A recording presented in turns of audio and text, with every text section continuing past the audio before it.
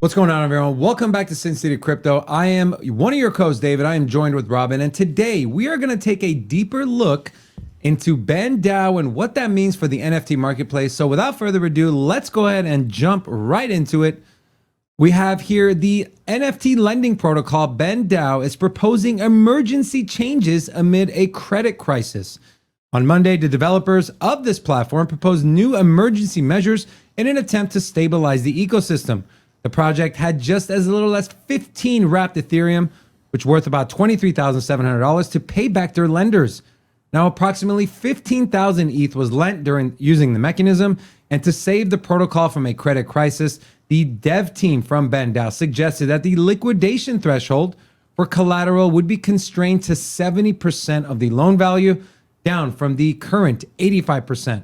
Next, the auction period for NFTs on this platform would be reduced from 48 to 4 hours, and interest rates on loans are to be reset from the current 100% to 20%.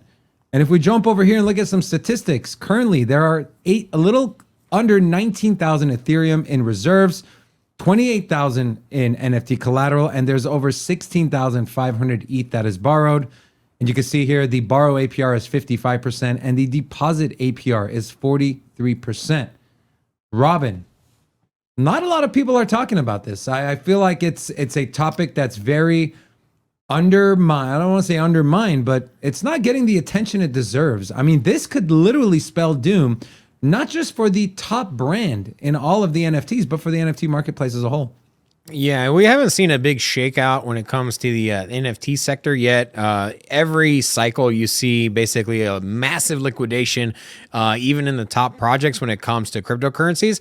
And so we haven't seen that in NFTs. This is a brand new emerging space. This is the first cycle, realistically. It was really no NFT marketplace to speak of before 2020.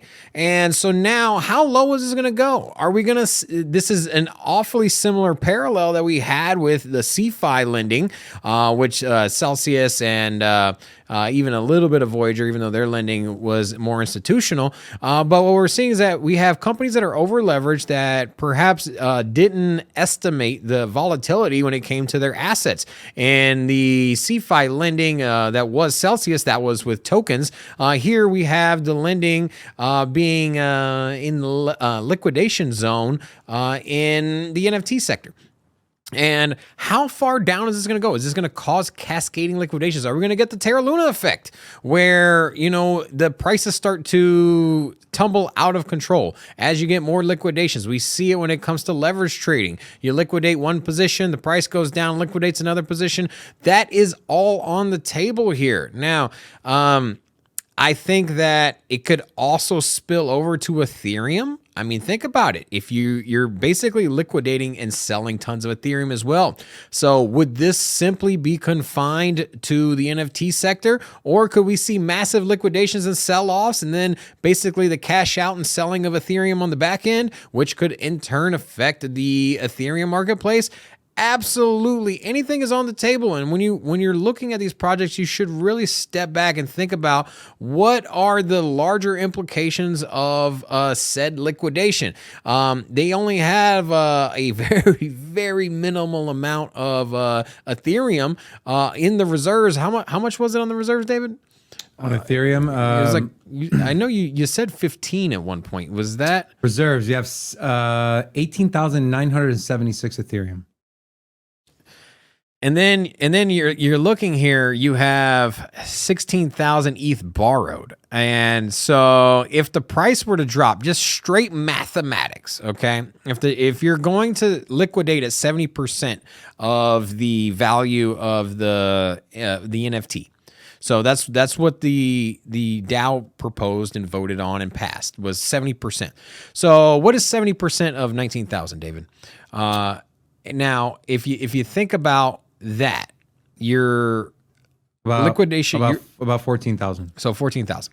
So if they were to liquidate all of the assets, all of the NFTs, you're left with less Ethereum than you have borrowed. So if people borrow 16,000, that basically means you go insolvent. Now that is if all assets were liquidated, and obviously that probably that won't happen because at some point they'll halt trading, which is the standard protocol for when you're about to go under. And you have a ton. How many? Look at all those Bored Apes, man. Yeah, go ahead and let's take a look. Speaking of liquidations, I mean, you take a look at this, guys. These are all the apes that are at risk of being liquidated. Dude. And you can see the leverage price or what they borrowed, 72 ETH. And so do the math. Right now, before this DAO, before they voted on this reduction from 85 to 70% on their liquidation point, you're looking at just like literally a 5-6% move to the downside in the floor price of these Bored Apes, and you're looking at getting liquidated. And if people don't have the money to pay the ETH back or put up more collateral, then what? My concern is if you don't get liquidated, let's just say that you're borrowing. Say you don't have the money to pay back right now. So you have a Bored Ape on BendDAO. Say you're fine, you put up more margin or whatever it is, and you're not worried about liquidation. However, you don't have the capital to pay back your loan. Let's just say your portfolio's down, right? That's probably a realistic situation that a lot of people find themselves in on this platform. If they were to halt trading, there's nothing you can do. You lose your NFT, right? Yeah, I mean, think about it. You go to a pawn shop and you pawn something and you can't pay the money back, then yeah, they take your... But here's the thing. You can't... It's the same analogy, pawn shop, but you don't have the money to get it back and you see that the pawn shop's going out of business. You know what I'm saying? Like, hey, man, that sucks. So that's the way you need to look at this. And so there's always risk. Don't ever think, even if it's a large player, don't ever think that there's no risk associated when you give up custody. Because if anything, you give up custody, whether it's a crypto asset, whether it's an NFT, whether it's your PlayStation 5 at the pawn shop, there is a risk associated with losing said asset. Now, you just need to risk manage and then prepare and think about it. There is tons of volatility in this space, crypto, and especially in the NFT market. I am deeply concerned on what the implications of this lending protocol will mean because there is a lot of Bored Apes. There is a lot of other NFTs, blue chips, that are tied to this platform, and I think there is going to be a big shakeup. Well, how low will NFTs go? What is the floor for NFTs? Will Bored Apes survive this crash? You don't know. Maybe they don't. Here's the thing, and you mentioned other NFTs, and we can take a look here. It's not just Bored Apes. It is all the blue chips in the space. You have the Azukis, you have the Mutant Apes, which obviously is a derivative of the Bored Apes. You have Clone X. I believe Doodles are part of this as well. So you're talking about NFTs that have held above a certain threshold. I mean, Bored Apes haven't been under 65 ETH in a long time. They got to as high as 140. Doodles are hanging around 6 to 10 Ethereum. Let me ask you a question. Let's say, for instance, Bored Apes drop the floor price, significantly. Say it gets to 50 ETH as an example. Probably realistically, it's on the table, right? Oh, absolutely. So it hits 50 ETH. Probably at that point, too many liquidations for the BendDAO. Goes under. Massive auctions. Tons of fear. This is probably a front and center headline. BendDAO, insolvent, this whatever. This would be like the Terra Luna of the crypto world. So now, question aside, outside of this article, where do you see Bored Apes price settling in at? What do you think? What do you think realistically? Let's say that you want exposure to. Let's say you got capital on the side. You dollar cost average out at the right time. You're sitting on some stable coin. You want a Bored Ape, and you're like, you know what? I feel like now is going to be a good time because the price is dropping. What do you think the bottom is? That is a tough question to answer because one, okay, this rule got passed, dropping the liquidation price down to 70. So that might quell some fears.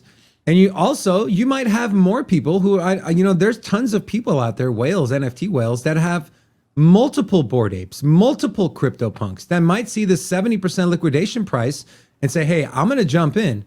And I'm going to lend or I'm going to put up my NFT as collateral, borrow more money, and then go buy these apes that are at 67 ETH when they were just at 100 a few weeks ago. But what price are you targeting? Let's just say, because at some point you're going to pull the trigger, right? I mean, you have to. At some point, if I see a Bored Ape for 10 ETH, I'm buying it. You get what I'm saying? So what is a realistic price target where you're like, I cannot pass up on this? Is it 30 ETH? Is it 20 ETH? Is it 40 ETH? For me, I mean, and of course it's case by case. For me, it's if it gets to 40 ETH and I got that kind of capital to put in a risky asset, then yeah. I mean, if you say, hey, Bored Apes at 40 ETH or ETH at Now, $1,200, do you have the conviction to hold it, and you have the conviction that it's going to bounce back? yeah, absolutely. Absolutely. I mean, they are the gold standard. I mean, they just surpassed CryptoPunks. And they are the gold standard for NFTs. I mean, you have a giant behind you in Yuga Labs. I'm in the same camp. I was just curious. Yeah, I mean, if I see a 40 ETH floor on Bored Apes, if I have that kind of money, I'm going in. Yeah. It's not far off. I mean, what is that? I mean, 30 is that a 35% drop from where it is now? About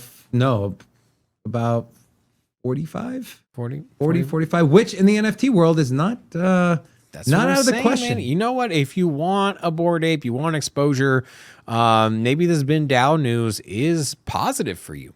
And you know, if you are leveraged, if you're in a leveraged position where you're borrowing off your NFT and you don't have the means to unstake, I'd